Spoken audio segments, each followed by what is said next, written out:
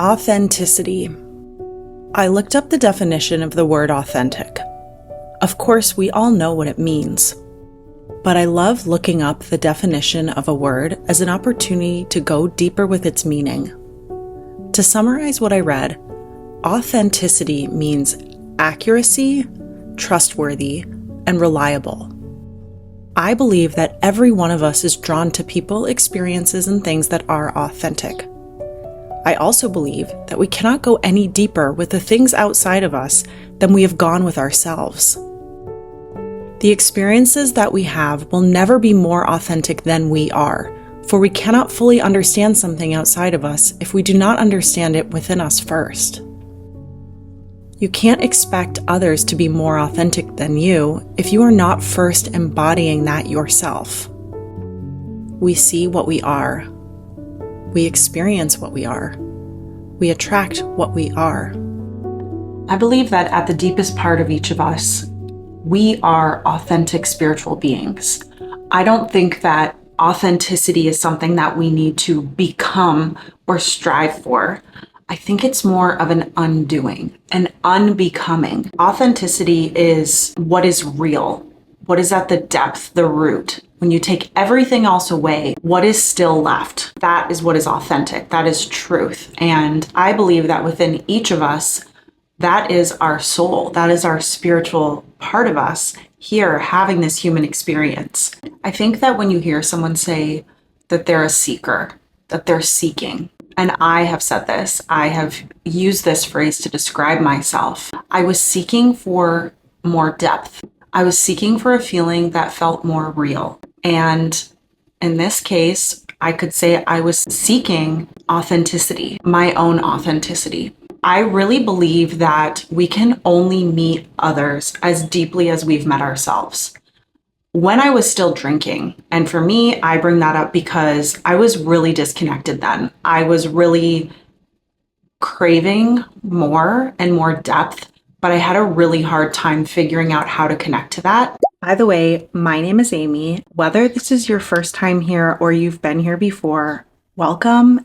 Thank you for being back here. I love this space and I love getting to share it with you, and it truly means so much to me. Let me know you're here by just saying hello in the comments, and let's get back to it. When I reflect back now that I am so much further beyond that, it's easier to see it. Hindsight is 20/20. I can see that my relationships with people didn't have the depth that I would have really liked because I didn't have that first with myself. When I had experiences that felt great overall, I wasn't able to fully embrace the feeling and the magic of them because I was still so disconnected from myself. Reflecting on both seeking and authenticity, I really feel that what I was seeking was the most real part of myself. And I really started to find that and connect to it when I really began on my spiritual awakening. And my catalyst was when I stopped drinking, because that helped me realize that I had a lot of pain and trauma and shadow work to do. And it was by removing the things that were helping me kind of stay numb and complacent in my life that I was able to actually see how much those things were what was keeping me disconnected from my most authentic self. I don't believe that I needed to find something or become something. I needed to unbecome all of the things that I experienced that disconnected me from myself. I needed to unbecome pain and trauma and limiting beliefs and judgments. And I know I say this stuff a lot, but honestly, it all comes down to the same primary items for us to connect deeper to ourselves and go deeper along our spiritual journeys. Because the biggest question we all ask when it comes to this, when we really want to know more, is who am I? Who am I at my most authentic level? Who am I when I am being so truthful and real and honest with myself and removing the aspects that I've picked up from society or from the opinions of others or from judgments along the way? Who am I when I realize that some of these things were actually never me? It's just that that's what I knew and that's what I saw. And that's true for all of us. But these cycles continue on until just one person becomes aware enough or uncomfortable enough and starts to ask, who am I? Then you start to realize and become willing to look at the parts of you that feel uncomfortable, that feel perhaps shameful, that feel embarrassing, but that you're willing to finally look at because you don't want to feel this anymore. You want to feel in alignment with your truest self. You want to feel like you are living your most authentic life. It's interesting because when I was thinking about this topic earlier, I wasn't thinking about these aspects as what I was going to talk about. But of course, now that I'm talking about it and reflecting on my own experience, I realize that it is by looking at and going deep into my shadow sides that I was able to actually connect to the most authentic part of me. Something that keeps coming up for me is the shadow sides of us, the parts of us that we don't want to look at. So often, all it is one slight shift in just a little bit of a different direction where we actually start to let the light in, where we're able to shift our perspective just enough to start really seeing it. And what's amazing is that it's not that scary or painful. What feels worse is the anticipation of doing it and the avoidance of doing it. That's what kept me suffering for so long. But by looking at the parts of us that feel uncomfortable, the parts of us that we make excuses for and that we blame other people for, the parts of us that we don't want to take responsibility for, this is the stuff. Like, this is where the meat and potatoes is for you to really be able to connect to the most true part of you. I kind of mentioned it at the beginning, but honestly, you can't expect other people to be authentic so that you can then have an authentic experience. Your experience is only going to be as real as you actually are.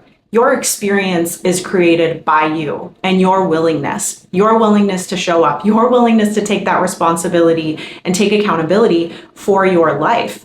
And this doesn't mean that things that have happened to you are your fault, but this does mean that you still are making a choice every single day for what you are allowing to be your reality, what your beliefs are, what your thoughts are, and what is looping. It is simply by becoming aware of these things that we're able to actually change them. Being able to really connect to more authentic parts of myself was, yes, doing all of these things that I've been mentioning, but it was learning about my preferences and realizing that perhaps there's this thing I don't ever want to do because it's not in alignment for me. It's not authentic to me. I had to learn in certain areas of my life what really did resonate for me, what was true to me, and make decisions based off of this, even if it meant that perhaps my new decisions affected the people and experiences around me, but doing it anyway in a way that was loving because it was authentic to me. Because when we tune into this, we shine our light. We're able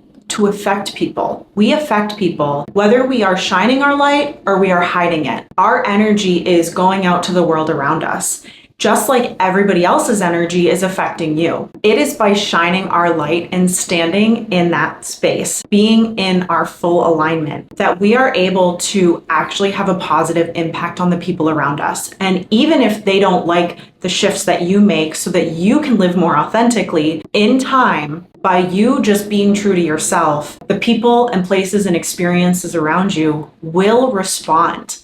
They will respond by either simply falling away with no effort from you or very little, or they'll be inspired.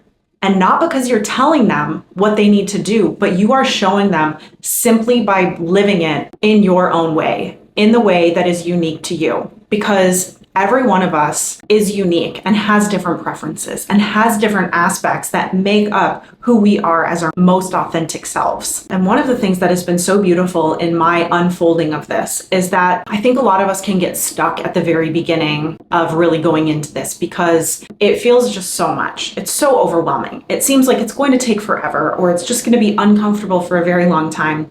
But that has not been my experience. What has been beautiful about it is that I am a whole being. So when I look at a part of me that is, let's say, connected to my relationships in my personal life, when I start to really look at that and take accountability for it and improve my behavior and show up in a way that is more authentic to me, that starts happening without me having to focus on it in the relationships in my life that are more professional or with people that I don't know as well. I don't have to focus on this with every single person in my life. I simply need to start living from this place in a way that is aligned and reliable to me and who I am. And it starts to come out that way everywhere in my life. So much of discovering our authenticity is that undoing, that unbecoming all the things that we thought were us because it's what someone else thought was them. And we become influenced by those things, of course. And this isn't a bad thing because it really helps us to learn what really is true for us. But as you become more aware and you really start to ask, who am I? You discover that you find the answer to that in your experiences, and you find the answer to that when something doesn't feel right, when you start to notice that perhaps there's a behavior or a belief or a judgment that keeps coming up for you, and you realize that that just doesn't really seem right anymore. That just doesn't fit anymore. And you don't need to judge it further. It's just about saying, what do I actually feel about this? How do I actually feel about this person or this experience? Or maybe I don't want to do this. Maybe this job isn't right for me. Maybe this career or industry isn't right for me. That doesn't mean you need to quit overnight, but really start to reflect on what is right for you. What is something you've always wanted to do? What is something that has always excited you? Always lit you up? That too is about being authentic. Those parts of you are already there. They're already within you. But it's about starting to live from a place where you are allowing yourself to say yes to the things that light you up, to take a class, doing something that excites you, that you feel you could never possibly do for more than an hour a month, let's say, but you never know what could unfold from that because you're simply putting yourself in an environment that lights you up and expands you and connects you to your creativity. You never know. A few years from now, a few months from now, you could be spending all of your time that you spend at a job now doing something that you never imagined you could be doing to support yourself. But I really believe that the more that we connect to the things that really light us up, the more we attract that. Living in a way that is authentic is discovering who you are. Not just about what you need to remove and rewire and recalibrate, but discovering those parts of you that are authentic to you. We attract what we are. We attract what we are putting out. We attract the vibration that we are connecting to within ourselves, in the other people around us, and in the experiences. And you will notice that, yes, as you align more and more to your most authentic self, perhaps there are relationships in your life that haven't felt good for a while, or that perhaps now you're ready to actually say, okay, yes, this hasn't felt right for a while, and now I'm finally ready to look at it. Maybe there are relationships that fall away.